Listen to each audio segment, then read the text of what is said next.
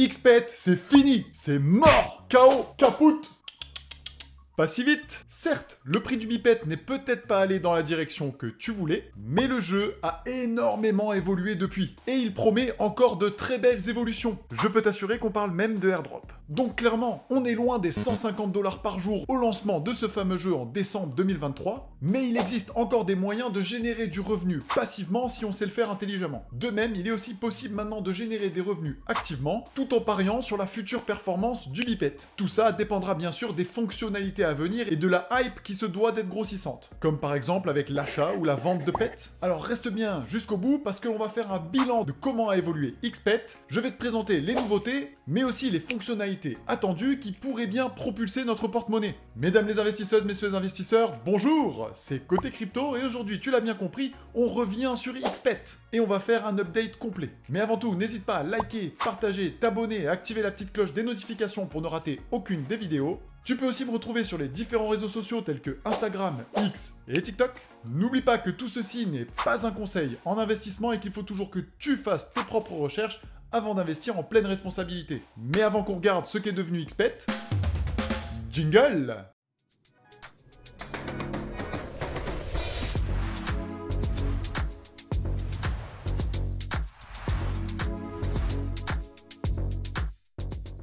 Alors, avant toute chose, je tiens à te rappeler que le biped et le XPET sont des shitcoins. Si tu décides de te lancer là-dedans, il faut vraiment que ce soit un mini pourcentage de ton portefeuille. On ne va surtout pas développer une stratégie d'investissement sur ce genre de token play to earn. Ou alors, tu peux complètement te lancer en free to play. Et là, par contre, c'est bien sûr bien moins risqué. Alors, tout au long de cette vidéo, nous allons aller voir l'évolution du cours du biped et ce que l'on peut aller chercher au niveau de son prix dans le futur. On va aussi regarder les gros changements par rapport au jeu de base, les nouvelles fonctionnalités qui ont été ajoutées, et puis on va se pencher sur le futur qui se veut être super intéressant. Dans tous les cas, si tu n'as pas vu la première vidéo qui détaille complètement le fonctionnement de XPET et la folie que c'était à l'époque, je te conseille de foncer directement pour bien comprendre comment ça marche et pour te lancer dedans si tu en as envie. Et pour aller faire un tour complet des changements sur XPET, je te propose qu'on passe directement sur l'écran. Ce sera beaucoup plus simple. C'est parti! Et bien sûr, pour pouvoir se lancer sur XPET, il te faut un code d'invitation que je vais te ramener tout de suite. Et voilà! On est bien, tu vas en avoir besoin pour pouvoir te créer ton premier compte. Et comme je te l'ai dit, tu disposes de tout ça dans la première vidéo. Allez, c'est parti. Donc, tout premièrement, on va aller se rendre sur CoinGecko. Comme d'habitude, je vais te mettre les liens dans la description pour que tu ne cliques pas sur des arnaques et que tu n'aies que des liens safe. Sur CoinGecko, on peut aller voir notamment le cours du biped, le token du jeu. Il y a aussi le XPET. Bon, le biped est très hautement inflationniste. Pourquoi? Parce que l'offre maximale n'est pas figée et on en crée en général chaque jour avec les événements du jeu XPET. Et donc forcément, ça pousse à avoir un token fortement inflationniste et de mettre une pression vendeuse dessus. Tu disposes sur CoinGecko des différents liens, tu peux voir que c'est sur Arbitrum et tu as les liens pour aller voir le white paper, mais aussi le site. Pour faire un petit peu d'analyse technique, on voit qu'actuellement le prix est à 0,19. Et comme tu peux le voir auparavant, il y a eu une très grosse hausse du cours du biped lorsque la hype était au maximum pour l'amener jusqu'à 1,50 $. Depuis, c'est un saignement continu du token puisqu'il y a une forte pression vendeuse à force que les gens en aient généré énormément avec leur pet. Mais si on raisonne au niveau de l'analyse technique, on voit que l'on a un beau support, une belle résistance à ces niveaux de prix et que c'est un prix qui est travaillé. Il va maintenant falloir attendre que l'on passe après cette trendline baissière et que l'on ait de la consolidation avec un retournement haussier pour pouvoir espérer avoir un prix qui repart. Tout cela pourra bien sûr être propulsé par un marché global haussier, mais aussi par les applications qui vont arriver dans la suite. Et donc concrètement, sur le long terme, si on a un bon run, ça ne m'étonnerait pas d'aller voir le biped aller chercher les 2,40 $, 2,60 $. Par contre, il va falloir beaucoup de hype et un beau marché haussier, car pour le moment, nous sommes retournés dans des zones d'achat. D'ailleurs, avec le club Côté Crypto, nous avions pu nous placer au tout départ et générer entre 150 et 200 $ par jour avec XPET. Tout ça parce que les membres du club disposent de mon regard sur le marché, d'outils et de stratégies pour aller plus vite et faire plus de gains sur le marché. Donc si jamais tu souhaites le rejoindre, remplis le questionnaire dans la description et envoie-moi un petit message. Passons maintenant en revue les nouveautés sur XPET. Bon, comme tu as pu le voir, mes pets ont largement évolué, j'en ai beaucoup plus qu'au tout départ. Pourquoi? Parce que j'ai sorti ma mise dès le départ, ce qui est très important, comme je te l'ai dit, vu qu'on est sur un shitcoin, on investit, on profite, on sort au moins sa mise. Si on a des plus gros bénéfices, on peut prendre ses responsabilités et en sortir une belle partie. Et moi, j'ai décidé de laisser travailler pour continuer à voir ce que va devenir le jeu. Donc, j'ai acheté de nombreux pets et je les ai fait évoluer. Concrètement, j'avais aussi énormément augmenté ma ferme jusqu'au niveau 7 parce qu'elle permettait de produire plus de bipettes, avec les berries notamment. Maintenant, elle ne sert plus à rien. Les développeurs ont promis une utilité dans le futur, donc ça, on verra plus tard. D'ailleurs, si tu vas dans ton sac, si tu avais des berries, tu verras qu'elles sont là et qu'elles auront une utilité plus tard. Je pense que clairement, ça va représenter les early users, donc les premiers à être arrivés sur le jeu, et que ça aura certainement un très grand avantage. Un des gros changements qui est arrivé, c'est le fait que tous les bipettes que tu as investis te sont rendus au bout de 25 jours. Comment ça se passe? Si tu dépenses 100 bipettes, eh bien, au bout de 25 jours, c'est ce que l'on peut voir ici, ils te seront rendus, quelle que soit leur valeur. Donc si tu as acheté tes 100 bipettes pour 1 $, eh bien dans 25 jours on te rendra tes 100 bipettes. Par contre, si le token vaut beaucoup plus, eh bien tant mieux pour toi. Par contre, s'il vaut moins, tu auras toujours tes 100 bipettes, par contre ils vaudront moins. Ce qui permet de toujours pouvoir réinvestir jusqu'à un certain palier pour augmenter ses pets ou en acheter de nouveaux. Idem, tu pourras retrouver le booster qui est lié à tes parrainages et que tu vas pouvoir avoir grâce à moi. Dès que j'utilise des bipettes, normalement tu devrais avoir un booster pour générer des bipettes par heure. Ensuite, nous avons eu une belle saison de PvE. Nous avons pu y participer pendant un moment à la saison 3. D'ailleurs, tiens, j'ai un œuf. Et qu'est-ce qu'il y a eu pendant cette saison 3? Eh bien, on a pu commencer à récupérer des fragments d'équipement et générer pas mal de bipettes,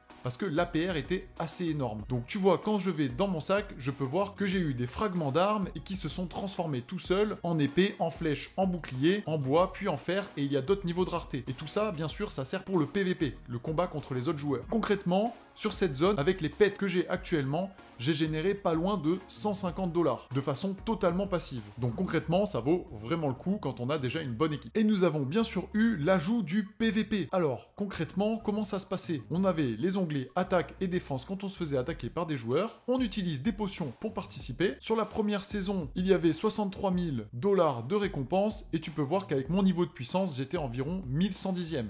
Il est aussi possible de récupérer les rewards. Bon, 4 $, c'est pas forcément énorme. On clique sur claim et on peut envoyer la transaction pour récupérer les 4 $. Et ce, sur à peu près une semaine. Par contre, on voit que les premiers ont reçu des très belles sommes qui dépassent les 1000 $.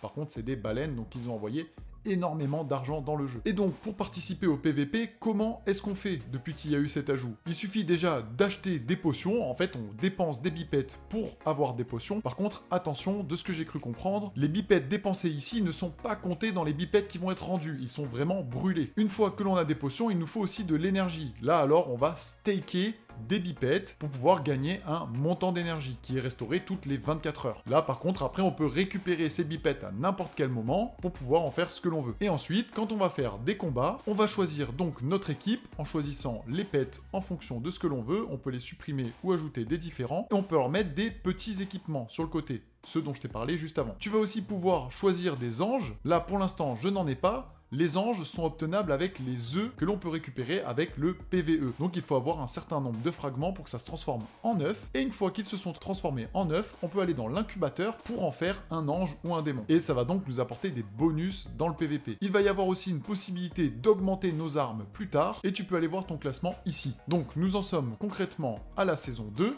Tu peux voir que je suis 651e, à peu près avec mon niveau de puissance, et que cette fois, dans la saison 2, on va récupérer des XP. Dans la saison 1, par contre, tu vois, j'ai fini 1110e et j'ai gagné 4 $.